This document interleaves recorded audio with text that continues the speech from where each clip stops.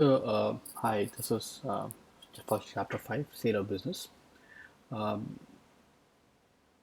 so, one of the critical areas for regarding sale of business is the business basics and regulatory requirements. The trading of a business is a dynamic aspect of overall marketplace. Many potential clients who currently operate in leasing premises will ultimately require assistance to acquire and dispose of their business. This course cannot address all the intricacies, but again, would look at some of the important ones. Still, a business provides ample depth to support a specialized career in larger markets. For example, in a Greater Toronto area, many businesses are available through the Toronto Real Estate Board, multiple listing service, and other marketing services for those seeking expanded opportunities. We should keep in mind that the entrepreneur trading beauty salons, variety salons, restaurants, coffee shop may well be the major commercial investors of tomorrow. Business brokerage. Registered real estate brokerage in Ontario is authorized to trade in businesses under about 2002.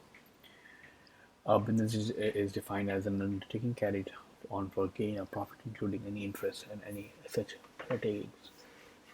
No mandatory listing forms or standard wording exists for the for the listing authorities. Real estate board use non-standard forms in the MLS as do brokerages when marketing businesses on an exclusive basis. The basic format for the listing authority and data and perform do not differ substantially, but reflect the local preferences. Businesses are typically divided into any types for the listing purposes, manufacturing, uh, retail, service, wholesale, etc. About the requirements, Section 1.3 of the general regulations set out the requirements concerning the sale of business.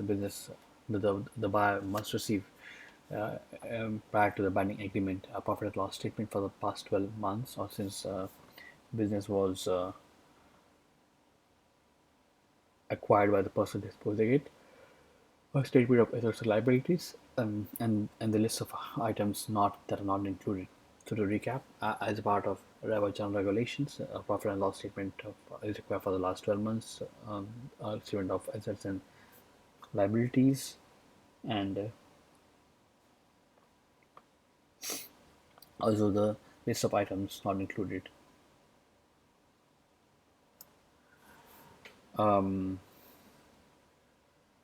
The first and second requirements do not apply if the buyer signs a statement attesting to having received or read a statement from a person discussing other business as to the various matters relating to the business. Terms and conditions under which a person selling the business possesses the business premises. Terms and conditions relating to any sublet of the premises and a statement as to liability of the business or statement of the premises. Clearly has provided all books are content of possession and or refused to do so or has no books. Sale of business statement under oath. The sale of business statement under oath was developed to assist listing brokerages and sellers of the business in complying with the requirements prescribed under Section 11 of the General Regulations.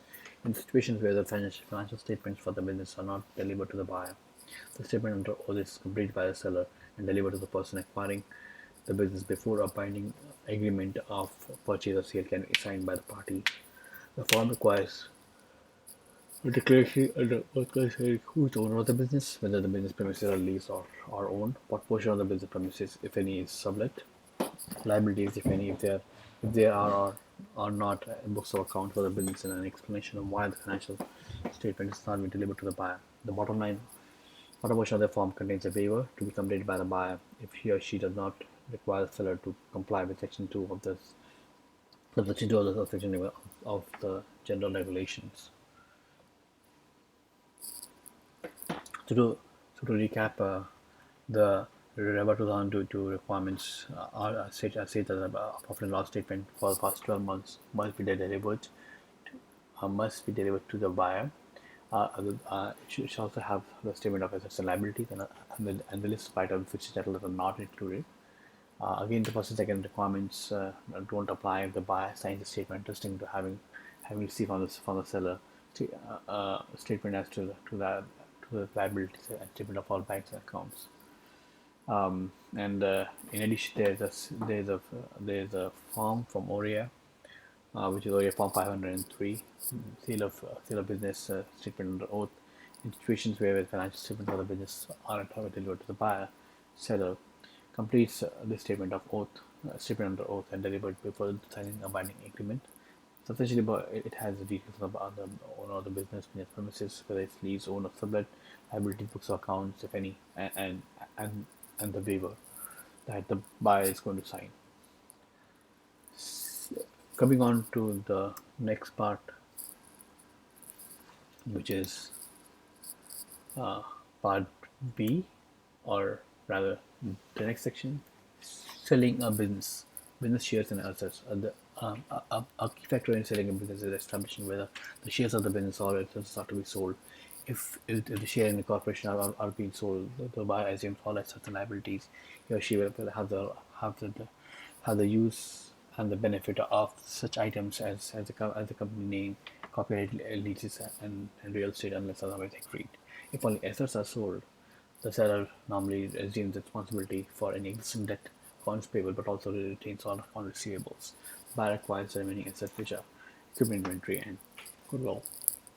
The tax implications arise from either opposed, and tax position of sellers and buyers can be complex. So to recap, it's possible that the business shares can then be sold, or the assets can be, or assets themselves would be sold. If a share in the corporation is being sold to the buyer, all assets and liabilities, he will have the benefit of such items as company name, copyright, leases, and real estate, unless otherwise agreed. If only assets are being sold, then the seller assumes the responsibility for any existing debt that's account payable, but retains all account receivables. The buyer acquires the remaining assets as equipment, inventory, and goodwill. With regards to the financial statement, the balance sheet statement of assets and liabilities as of the last day of the fiscal year of the business should be obtained for at least 3 years, and preferably 5 years or more. Ideally, the balance sheets are obtained from the sales accountant and are prepared for small businesses as unaudited statement used in the preparation of the income tax returns. The profit and loss statement, statement of revenue and expense, should also be obtained for the same period as or as many years as is available. The extent of historical documentation often translates directly into a more accurate analysis of business trends and a more sellable listing. So to recap, the financial statements, like the balance sheet as of the last day of the fiscal year of the business, should be obtained for at least 3 years of operation. At least the balance sheet obtained from the seller's account and are prepared for small businesses as unaudited statement used in the preparation of income tax returns.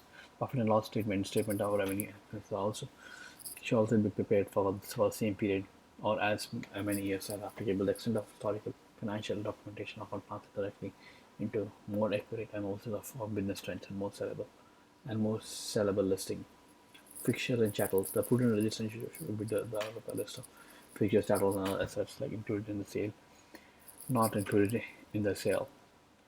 Rubber to turn does not require the list of included fixtures and chattels, but only those that are excluded. If various fixtures and chattels are not excluded, then the Act assumes that all these items are deemed to be included. So it's very important, or as a part of following the Rubber 2022 requirements, that we prepare the list of items excluded in the sale, because by default they would be considered as included in the sale. If the business premises is leased and not owned by the seller, a copy of the lease is necessary. The content of the lease can directly affect both the value of the business and its marketability. Buyers will particularly be concerned with whether the lease can be assigned, or what are the conditions for the assignment. Is there any? What is the remaining term of the lease, and what are the renewal provisions? And the terms and the conditions and restrictions contained in the lease. Now, if there is a very short possession period remaining, the buyer may require assurance that satisfactory extension of the lease arrangement can be arranged, with the condition that agreement. Franchisee agreement. If the business operates under a franchisee arrangement, a copy of the relevant agreement is necessary. The conditions can exist within such document that affect or possibly nullify the sale. For example, the franchisor normally charges the ongoing royalty fee for business accruing from franchise affiliation. In most real estate franchises, and advertising fee is also levied for regional and or national promotion programs. The franchisor may further require approvals of any new franchise along with appropriate conditions inserted in any fee, or may also require that the new owner undertake specific product training. If the business operates under the franchisee arrangement, a copy of the relevant agreement is necessary. The conditions can exist within such document that affect or possibly nullify the sale. For example, the franchisor normally charges ongoing royalty fee for the business accruing from the franchisee affiliation. In most retail franchises, advertising fee is also levied for regional or national promotional programs. The franchisor may further require approval of any new franchisee along with the appropriate condition inserted in any offer, and may also require that the new owner undertake specific product training. If a business operates under a franchisee arrangement, a copy of the relevant agreement is necessary. The conditions can exist within such document that affect or may nullify the sale. For example, the franchisor may normally charge an ongoing royalty fee for benefit accruing from the franchise affiliation. In most regional operations, advertising fees also levied for regional and national promotion programs. The franchisee may further require approvals of any new franchisee along with the appropriate condition inserted in any offer, and may also require that the new owner undertake specific product training. Licenses. Details of any operating license must be obtained from the seller depending on circumstances. Information about how new business can obtain and have the license transferred is necessary. A prime example would include the licensed restaurant under the Liquor Control Board of Ontario. The license is awarded to the owner and the individual who operates the restaurant and not on the premises. Any transfer of business ownership must be accompanied by the transfer of the liquor license, subject to the approval to the new proprietor. The range of documents is dictated by the type of sale, assets, or overseas share, the specific business involved with and the creativity of the salesperson in providing a detailed offering to the marketplace. As with all commercial offering, the better the documentation package, the more effective the overall marketing program, and the better the profit of a sale. Additional documents might include details of any equipment lease along with the relevant terms and conditions, copies of any notes, business contracts, or unique agreement that affect the business that will be assigned to the buyer, the demographic, economic, or other statistical information in support of the business, for the business, copies of any appraisals, completed channels and features, and selected tax return information related to the business. Seller financing. Buyer rarely pay all cash for a business, and consequently bank financing or seller participation is necessary. In many instances, buyer may be unable to secure necessary funds from additional lending sources and seek out seller assistance. For example, buyer may have a 30% down payment based on the purchase price and arrange with the seller the balance by the way of seller take back financing with the business assets as security. An earnout can then be used to pay off the mortgage. An earnout is a method of financing the sale of a business predicated on the actual performance. First deducting the down payment, the balance of the purchase price of the business suitably secured can be based on the actual performance productivity of the bill after the date of closing. Using earnout as a basis for debt payment can often solve any difference between what the seller wants and the buyer is willing to pay. A buyer may be unwilling to either sell a price, even though the past performance of the business would indicate that the price is reasonable. In reality, this is often a sign that the buyer is concerned about the future potential of the business for any number of reasons. The balance of the payment can therefore be spread over the specified period of time, with the amount of each payment based on the earning of the business. The three basic types of earnouts are found in the marketplace, although a wide range of possibilities exist. Base period earnout. Additional payment in excess of the balance due on the purchase of the business are paid as a proportion of the increase in the profit produced from the operations over and above the profit derived from that particular base year.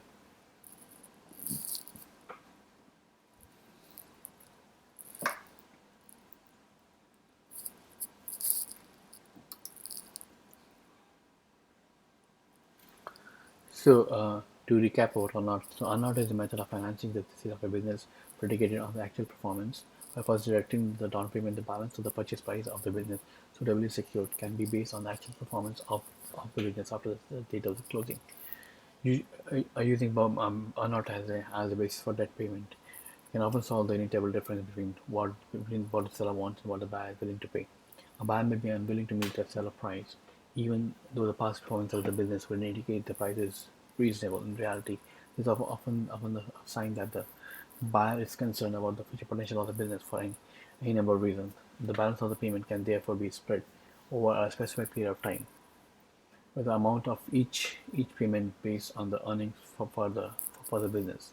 Three types of earnouts are found in the marketplace, although a wide range of possibility exists based on the specifics of the business under consideration. Base period earnout. Additional payment in excess of the balance due on the purchase of the business are paid as a proportion of the increase in profit produced from the operation over and above those profits derived in a particular base year. Base year is frequently the fiscal year immediately before the year the sale was commenced. Incremental earnout. This approach is similar to the base period earnout, except that the additional payments over a fixed debt are calculated as a proportion of year-over-year increase capitalized at an agreed rate. In other words, profit must increase every year related to the previous year for payment to become due. This type of earnout favors the buyer. However, the seller can counterbalance this by demanding a lower capitalization rate and therefore a larger payout that might be considered reasonable under the base year period. Cumulative earnout calculation is based on the total increase in the earning over the base year for a number of years contracting. The amount is then paid to the seller at the expiration of the term of the agreement, with or without interest, as the case may be. The disadvantage of the seller is that the fund will not be received until the end of the term, and the payment could be received in the depreciated dollars. Alternatively, if the owner remains remains a manager or a consultant and is thus able to generate or verify increased profit, higher profits could be achieved over and above the anticipated levels. The variation to this approach is possible, where the predetermined additional consideration exists for each year of the term or the fixed prepayment, subject to the adjustment based on the operating results. Its seller advantage is that he or she continues to engage in the business as a manager or consultant with increased profit and and by the increase in the end of the business, sometimes itself could negotiate a fixed additional compensation for each successive year of payout of such a year of the payout of the or not, subject to the final adjustment of the actual results achieved at the end of the agreed upon period. So to recap, there are the three types of earnout: base period incremental earnout, and the cumulative earnout and the cumulative earnout.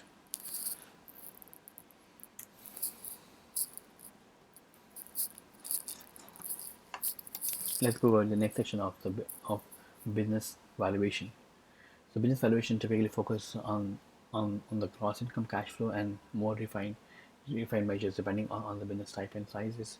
Marketplace valuations can involve direct capitalization, multiply discounted cash flow, and net valuation process.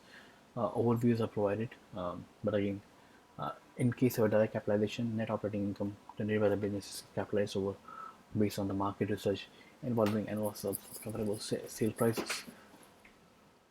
Direct capitalization is operating income generated by the business is capitalized based on the market research involving the analysis of comparable sale price. Gross profit multiplier. Gross profit multiplier represents the relationship between the sale price and the gross profit. Discounted cash flow, projected cash flow for derived from both operations and ultimate sale of the property are discounted based on the acceptable discount rate to arrive at the value. Appraisers reference this process as a yield capitalization. Assets are broken into components valued and summed to arrive at the selling price. Component valuation typically involves sale of assets only without consideration of the operating income. In instances where the business is included, financial performance may have little or no impact on the final value and acquisition risk.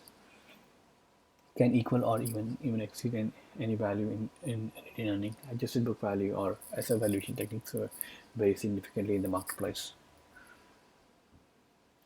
So coming to the direct capitalization, access to the profit and loss statement is required in order to capitalize earnings. These statements will show the gross income from the business, cost of merchandising, and the resulting gross margin, the gross operating income. Expenses related to the operations are deducted from the gross operating income to come at the net operating income. As with income related valuation, the expense statement should be constructed based on the acceptable procedures before calculating the net operating income. When establishing calculation, expectation is much higher than for any income producing real estate and typically fluctuate with 20 to 50%.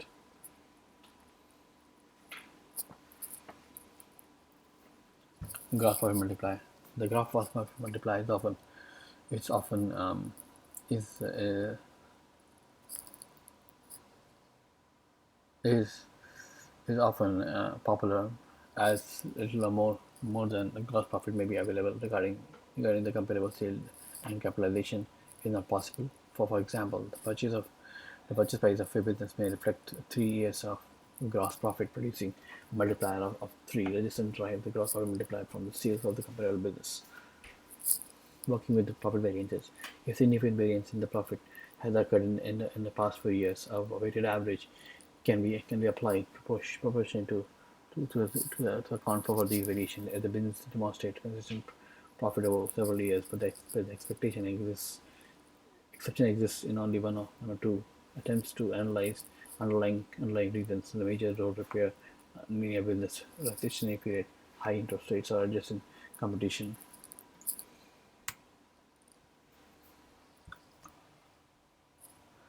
Discounted cash flow is a method is most appropriate if for business and real estate are being sold as a package,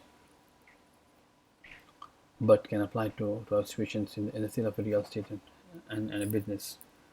The buyer can establish the value by discounting cash flow on the business enterprise as to the sale of the real estate.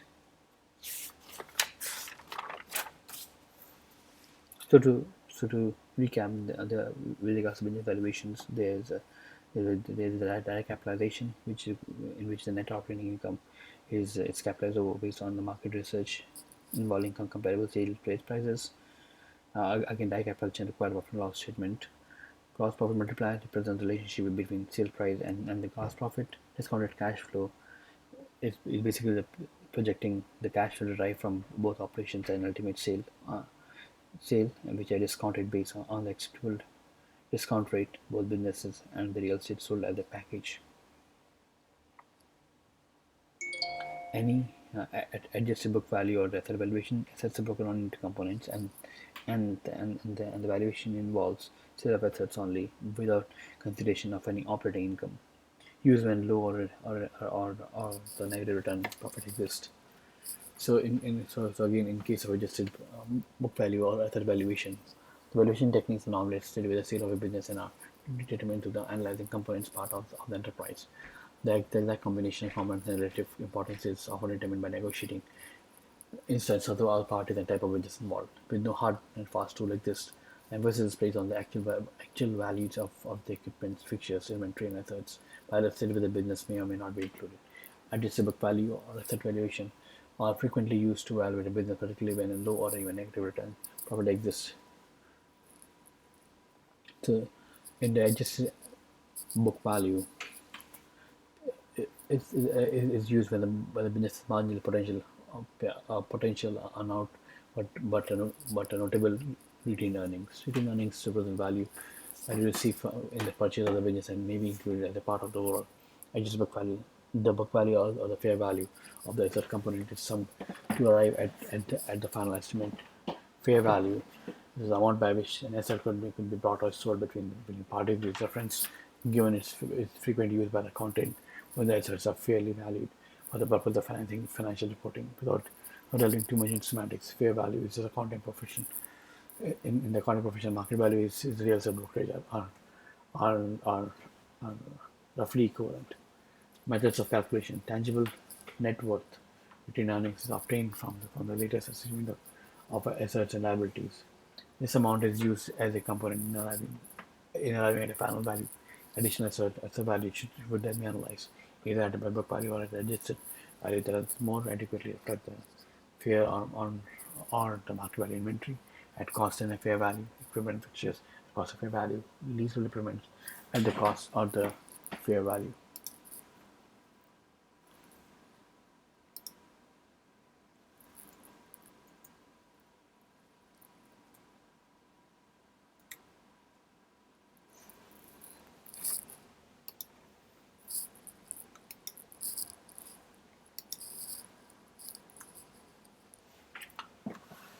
Uh, so, and in the case of asset valuation, um, asset valuation is basically popular when the individual is not acquiring business but only the asset. Business value is based on the sellable assets without regard to the financial to the financial performance.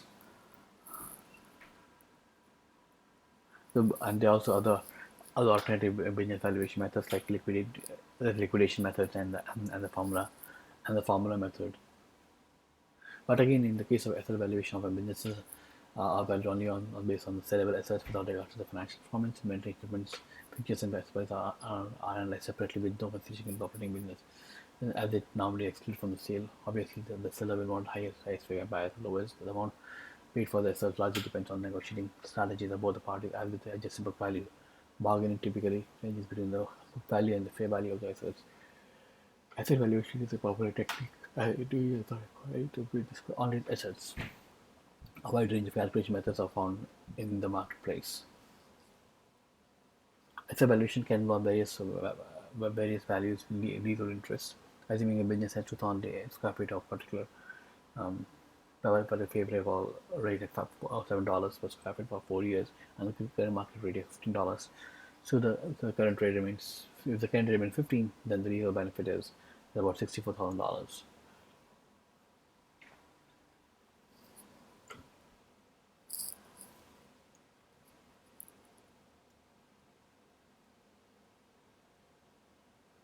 Now coming on to the next topic of turnkey business. The turnkey business involves anything you need to start running the business. So essentially, turnkey business includes everything needed to start running the business. In other words, the new owner only has to turn the key to start operations, while any business can be viewed as a turnkey operation if all tangibles, the premises, inventory, equipment, and intangibles like application, goodwill, and so forth, are in place. The most common turnkey operation is the franchise. Turnkey operations vary considerably in terms of what is provided, and the buyers can carry out appropriate due diligence. The franchise business operation. Franchise is a style of business of entrepreneurship under which the franchisor, for a fee or for other remuneration, grants the franchisee the right to sell some products. The right to sell goods or services perfected by the franchisee, utilizing the franchisor's name, logo, and method of expertise.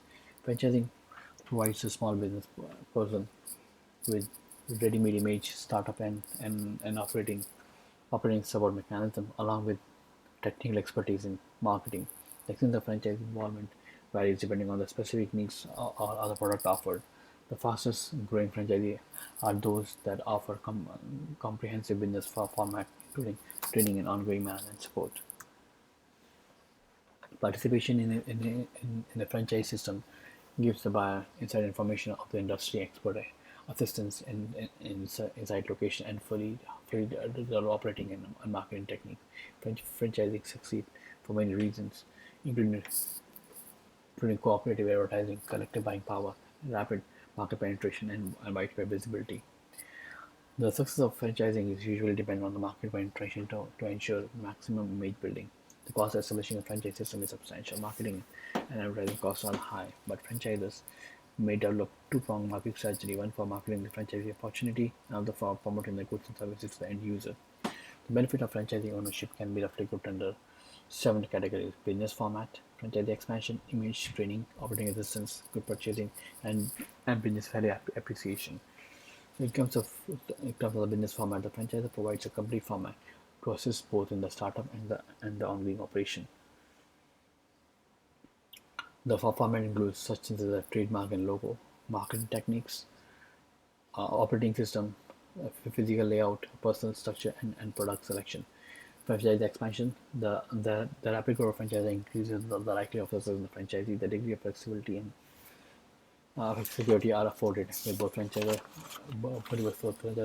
that is not possible under other marketing systems. The franchisor typically has established an image, and also the franchise offers training for the franchisee owners regarding operating the system. Most franchisee agreement provide that the franchisor takes active role in launching and supporting the new franchise unit. As the franchisee grows, a significant cost of savings are accompanied by by coordinating the purchase of the product and services for franchise unit. As the franchisee grows, the franchise fee for the new entrant generally increases, thereby translating into added market value for the existing franchisee. Some of the disadvantages of franchise is the cost. Initial cost of establishing franchise can be quite high. Ongoing cost of fee for ongoing operation can add up to a significant amount. Loss of business freedom franchisee standard must be met. Often, stringent operating procedures must be closely followed. Purchaser of franchisee's product. Franchisee involved in the sale of the product normally requires that the product be required for the franchisor, often including markup, a remote head office. If franchise head office is located in another country, readers may be difficult if franchisor fails to live up to the promises and obligation. Categories. There are three categories of franchisees: retail, business, personal services, and travel and leisure. Franchise. So for the listing and selling of the franchise operation, franchise operations are listed and sold like it's any other business. Normally, most franchisees have a unique marketing plan for selling franchises. Some franchisees may, however, enlist the aid of a real estate broker, particularly concerning site selection, arranging a lease, and sometimes finding franchisees. Real estate brokerage can also be involved in the resale of a business for a franchisee.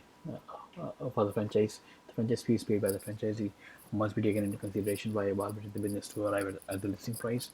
Buyer must also agree to abide by the terms of the franchisee agreement.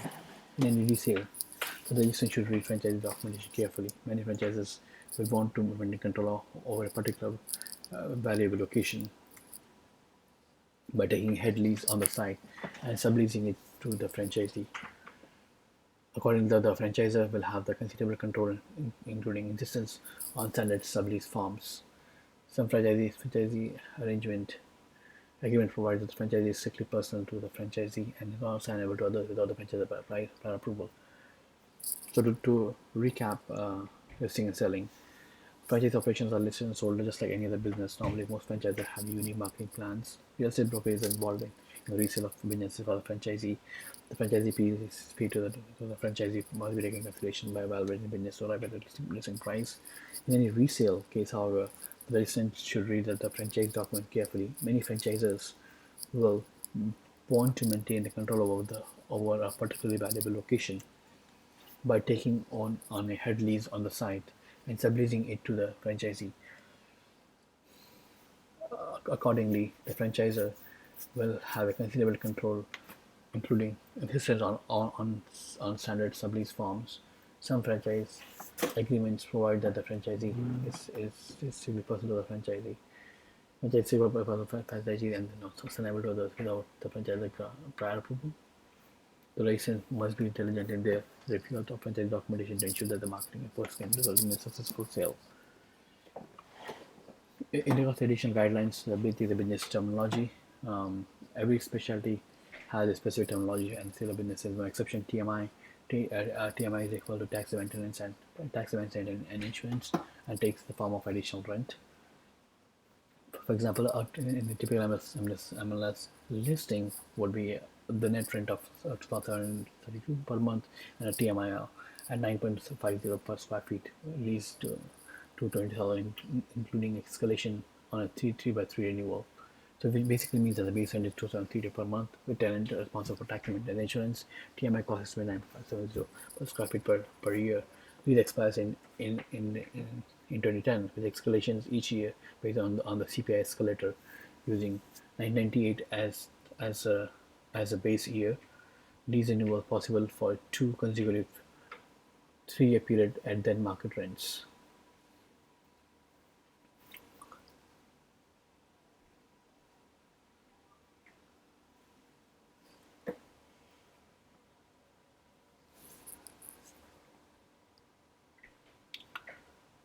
And there is also a kind of discretion often means owners want to sell the property without alarming employees, disrupting clients or customers, and making the public knowledge beyond the scope of the interested investors. The section being discrete refers specifically to the behavior when showing the premises and communicating with the staff conduct yourself appropriately, fit into the pattern of the normal customer traffic. There's a specific introduction section from the listing broker on the behalf of the seller, make certain that the buyer understands how they are to conduct themselves when visiting the business during operating hours. In case of there's also a bunch of listing abbreviations like gross income,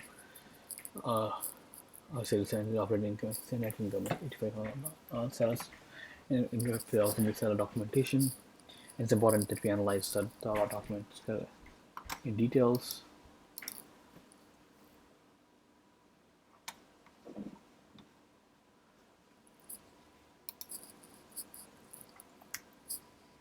Now, with regards to drafting the agreement of purchase and sale, agreement of purchase and sale business in the lease premises under the bulk sale is stated. Clause wordings expand on the topic addressed in this. Again, the bulk sale act was repealed in 2007. So, a few areas of interest in is when the sales schedule can range significantly. A business transaction would normally include a list of chattels, copies of relevant rights, copies of current lease, financial statements. Non-competition makes sure that there's a notion of a non-competition clause, which essentially says that within that radius and the precise time and the precise time limit, the seller cannot operate another business. In general, the size of the radius is operated by the uniqueness of one kind of the enterprise. But the more unique, the greater the A required for profitability.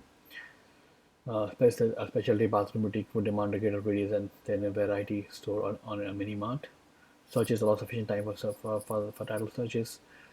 The pre-primitive form allows for the insertion of liability concerning employees over and above the minimum standards established in the Employment Standard Acts, and otherwise clearly outline the space provided. Attach a schedule, attach a specific clause of condition. A lease has to be attached. Inventory adjustment is possible, but automatic the value of the inventory, as the clause states, should not be at cost. And that's all we have for sale of business. Thanks.